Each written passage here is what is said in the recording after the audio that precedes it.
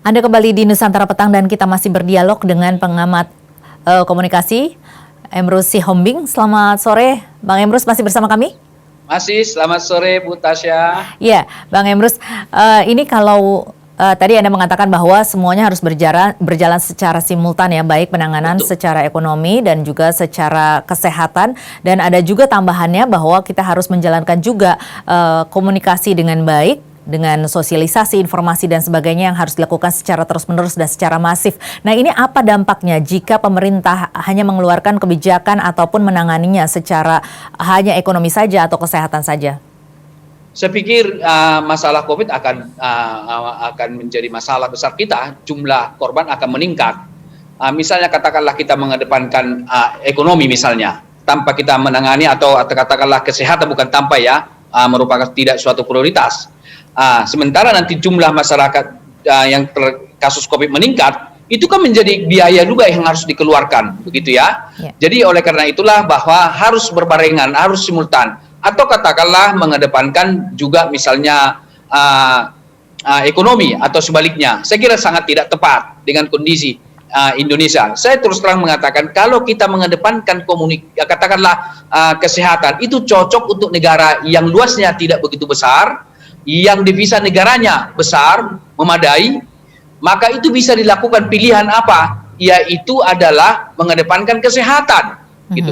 Nah, kalau kita misalnya katakanlah di Indonesia mengedepankan kesehatan, ini baru saja masuk ke handphone saya berita terbaru bahwa beban negara bertambah, ratusan ribu tenaga kerja asosiasi bidang konstruksi, ratusan ribu akan terancam PHK. Demikian juga di bidang lain. Nah, kalau misalnya masyarakat itu tidak ada penghasilan, bukankah mereka nanti untuk memenuhi kebutuhan sehari-hari mereka, untuk memenuhi gizi mereka, untuk menumbuhkan antibodi dan lain sebagainya semakin menurun? Bukankah itu memudahkan musuh kita, tanda kutip, COVID-19 menyerang kita? Jadi oleh karena itu harus kita melihat secara rasional lah. Kita harus melihat kondisi Indonesia. Oleh karena itu, saya berpendapat bahwa jalankan dua-duanya, ekonomi dan kesehatan secara simultan dan disertai dengan komunikasi, dan komunikasi harus berada pada hotspot atau orbit komunikasi. Artinya apa? Sudah tumbuh secara berlahan-lahan kesadaran, sikap dan perilaku masyarakat. Saya berpendapat sebagai seorang komunikolog dan saya bertanggung jawab secara akademik, ketika memang manajemen komunikasi itu kita lakukan disertai dengan penegakan hukum, saya kira 6 bulan itu bisa kita capai sasaran itu. Artinya kesadaran masyarakat bisa kita tumbuhkan.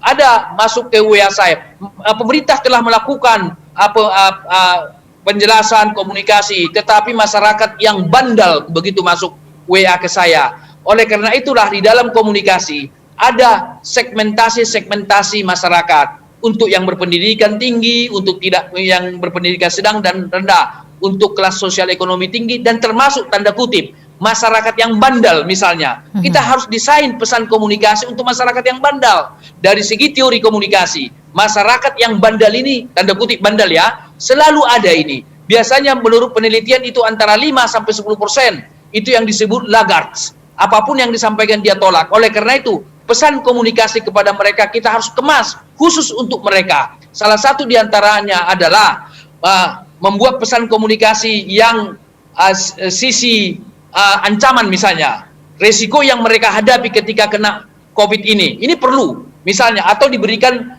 suatu aturan yang tegas kepada mereka. Bagi yang bandel sekali itu, ketika mereka nanti tidak mentaati peraturan tersebut, sudah dimasukkan saja ke suatu tempat isolasi tertentu sampai 3 bulan tidak keluar misalnya, seperti itu, berikan sanksi. Jadi ada kemasan-kemasan pesan khusus kepada segmen masyarakat tertentu. Oleh karena itulah manajemen komunikasi harus dilakukan secara baik.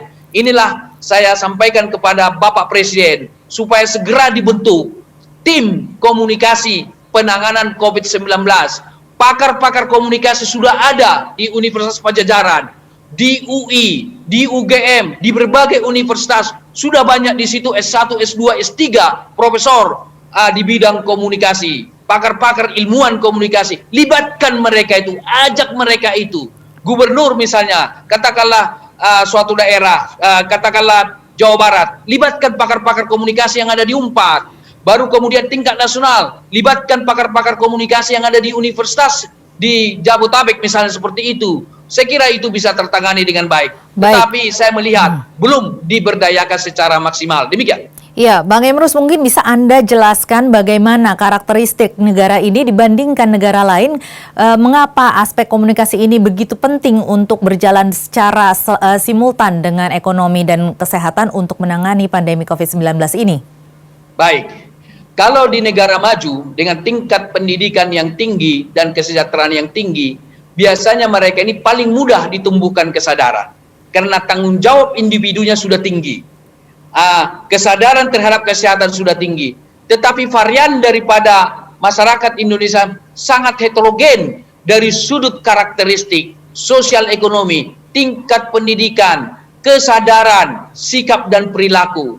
Coba Ibu, kalau Ibu mau pergi ke suatu tempat tertentu, jangankan jauh dari Jakarta, Ibu pergi belanja ke pasar tradisional, bagaimana masyarakat ada di sana ketika berbelanja, masih berdekatan satu dengan yang lain.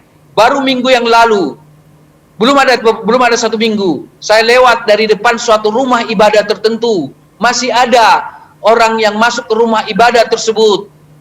Jarak mereka relatif baju mereka dengan baju yang satu dengan yang lain, mereka masih berdekatan, masih kena bajunya itu dengan yang lain, padahal jarak yang paling bagus itu minimal 1,5 meter. Nah, ini belum kita lakukan. Di pasar-pasar, di kerumunan, di tempat keramaian, masih belum ada tingkat kesadaran. Kenapa? Karena memang tingkat pendidikan kita tidak merata, tingkat sosial kita tidak merata.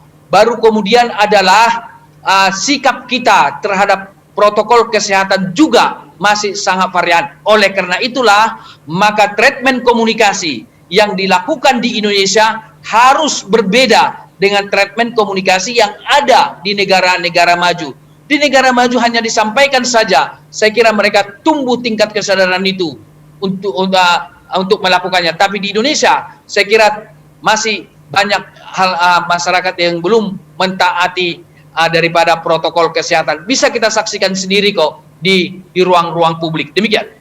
Ya, jika kita berbicara mengenai karakteristik Indonesia yang masyarakatnya sangat heterogen, kemudian juga kita terdiri dari kepulauan dengan daerah-daerah yang juga kondisinya sangat berbeda atau bervariasi satu sama lain, ini apakah Anda memiliki bentuk-bentuk komunikasi atau treatment komunikasi yang juga berbeda untuk setiap negara atau untuk setiap daerah-daerah di Indonesia? Baik, bagus sekali pertanyaan ini. Jadi ada pesan komunikasi yang kita sifatnya nasional, gitu ya. Biasanya kita gunakan kalau itu dalam komunikasi kampanye suatu hal tertentu melalui media massa. Baru kemudian kita lakukan komunikasi segmented di suatu daerah tertentu, bahkan di tingkat desa tertentu. Oleh karena itu, kemasan pesan yang kita buat harus melibatkan kearifan-kearifan lokal tersebut. Jadi harus kita gunakan simbol-simbol yang seringkali mereka gunakan. Baru kemasan pesan itu kita kemas dalam acara-acara tradisi mereka. Jadi ketika pesan komunikasi itu kita sampaikan tentang mengenangani COVID-19 dan kita masukkan dalam suatu tarian-tarian daerah mereka dengan bahasa-bahasa mereka, maka selalu saya katakan kearifan lokal menjadi kunci utama mempengaruhi atau mengajak atau mempersuasi masyarakat tersebut agar sadar, agar mempunyai sikap dan perilaku. Oleh karena itulah apakah kearifan-kearifan lokal ini harus kita lakukan. Satu contoh misalnya, katakanlah konsep yang kita lahirkan secara nasional, new normal. Banyak orang memahami itu diartikan sebagai normal. Atau pertanyaan kritis kita, apakah saudara-saudara kita di pelosok-pelosok mengerti tentang new normal tersebut? Kenapa nasional tidak pakai bahasa Indonesia? Katakanlah physical distancing. Jadi boleh jadi orang mengatakan apa itu? Jangan-jangan diartikan itu sebuah tanda kutip, mohon maaf, sebagai suatu makanan tertentu. Mereka tidak paham tentang hal itu. Nah, dalam konteks pengalaman kami ketika saya kuliah mengambil S2 di IPB Bogor tentang komunikasi pembangunan. Ada begitu penghasilan mereka begitu bagus sekali, mereka beli kulkas. Tetapi kulkas itu digunakan untuk menyimpan pakaian. Nah, ini contoh bahwa pengetahuan itu sangat varian. Oleh karena itu, ketika kita pakai istilah physical distancing, new normal, tidak pas untuk seluruh Indonesia. Pakai saja bahasa Indonesia, pakai bahasa lokal dari aspek penyadaran tersebut. Di satu sisi, saya terus terang mengatakan sangat tidak baik dalam pembangunan bahasa Indonesia di Indonesia. Tidak harus selalu kita gunakan physical distancing atau bahasa asing tersebut. Karena kita berkomunikasi dengan seluruh rakyat Indonesia. Oleh karena itu, tim komunikasi ketika dibentuk Bapak Presiden yang secara nasional dan kemudian di tingkat provinsi, demikian juga sampai pada tingkat desa, harus dikemas sesuai dengan karakteristik dan kearifan lokal yang ada di suatu daerah tertentu. Demikian. Iya, jika Anda tadi mengatakan bahwa jika pemerintah melibatkan atau mengedepankan juga aspek komunikasi, maka Anda bisa memprediksi bahwa penanganan COVID-19 ini bisa dilakukan dalam jangka waktu 6 bulan. Bagaimana Anda bisa begitu optimis dengan hal ini? Baik. Kalau kita lakukan secara sistematis, masif dan terstruktur, tentu disediakan sumber daya yang ada. Saya sebagai satu contoh saja, banyak hal yang bisa saya uraikan. Katakanlah pemerintah punya sumber daya yang luar biasa. Bukankah humas-humas pemerintah ada di semua kementerian? Bukankah ada humas-humas pemerintah di lembaga-lembaga pemerintah, lembaga-lembaga negara? Baru kemudian bukankah ada humas di Pemda dan lain-lain? Ada dinas-dinas komunikasi. Kalau itu diberdayakan semua secara optimal dan kemudian ada komunikasi kelompok di tingkat RT. Satu contoh misalnya, kalau kita lakukan bagi suatu desa tertentu, RT tertentu dalam kurun waktu, katakanlah 3 bulan, tidak ada warganya satu, bukan penduduknya ya, bukan KTP ya, orang yang tinggal di situ ukurannya. Jadi ada di situ selama 3 bulan tidak ada COVID-19, kasih reward kepada mereka. Misalnya apa? Pembangunan jalan irigasi misalnya, atau apa? Kasih reward kepada mereka itu. Sehingga akan berpacu dengan yang lain. Artinya pemberian reward itu adalah pesan komunikasi. Mereka akan memaknai kalau kita bersama-sama bergandeng tangan, pemerintah akan menghargai upaya kita. Ini salah satu di antaranya. Banyak upaya-upaya yang kita lakukan secara komunikasi yang bisa inovatif dan kreatif. Jangan diartikan komunikasi hanya pesan verbal. Kebijakan, reward, penghargaan itu adalah bagian dari komunikasi yang disebut dengan simbol non-verbal. Tentu disertai dengan penegakan hukum.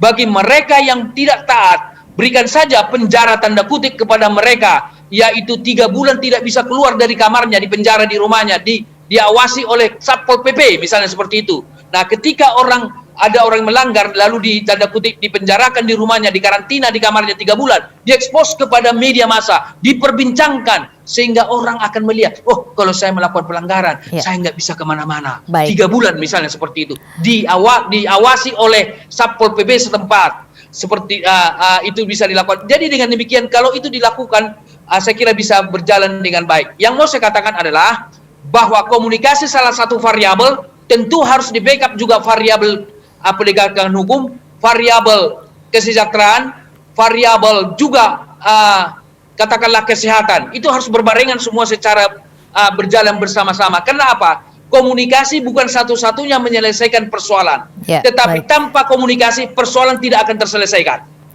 Baik, jadi memang selain dari ekonomi dan kesehatan yang menjadi prioritas dan juga beberapa variabel lain juga penting ya Bang ya, seperti hukum, sosial dan sebagainya, tetapi jangan melupakan juga komunikasi karena ini juga berperan penting dalam percepatan penanganan COVID-19. Baik Bang Emrus, terima kasih sudah bergabung bersama kami di Dialog Nusantara Petang. Izinkan saya bisa sedikit aja? Ya, silakan Bang. Baik, saudara pemirsa Nusantara di seluruh Nusantara, saya menghimbau seluruh masyarakat, saudara-saudara sebangsa dan setanah air, mari kita bantu pemerintah, mari kita jaga diri kita, mari kita jaga keluarga kita, mari kita bersama-sama taat terhadap protokol kesehatan yang dibuat oleh pemerintah tersebut. Kita harus lawan COVID-19 ini dengan perang semesta tanpa kecuali apapun status sosial kita. Saya yakin kalau kita bersama-sama bergandeng tangan, bergotong royong, itu akan bisa kita melawan COVID-19 tidak begitu lama. Saya kira bisa